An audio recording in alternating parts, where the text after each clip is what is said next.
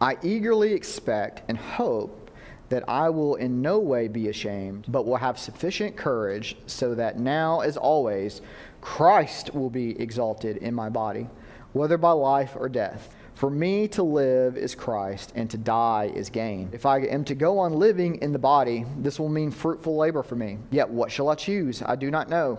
I am torn between the two.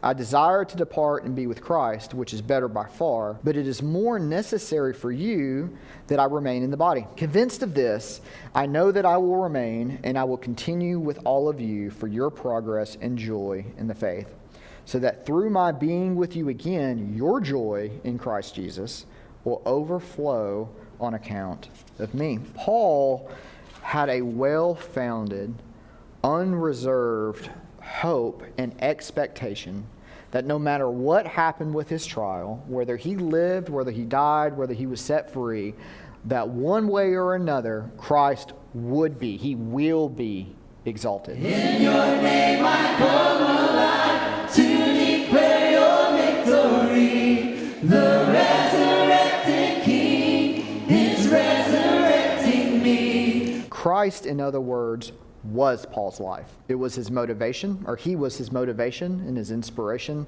the goal of his life and his ministry, the source of his strength. Christ was also the reward in his death. So from Paul's point of view, if he dies, that's great, that's fine.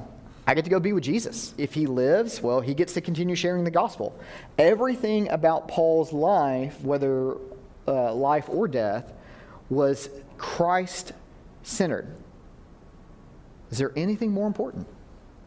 I remember not too terribly long ago, we had a staff devo and here at church, and David Bromley asked, why did you go into ministry? Basically, it was the crux of the question, and I didn't really have a good way to verbalize it at the time. But as I kind of processed it, I'm a processor. This is what it came down to: what's more important? What's more important than Christ in getting that message to unbelievers?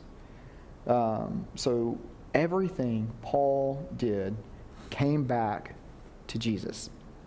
So in other words, while you're here, while you're in this body, serve and share. And that's what Paul was doing. That's what he's encouraging others to do. And the other side is that is don't be afraid to die. For the Christian, we have hope. We don't have to look at death as a hard stop in, because it's not.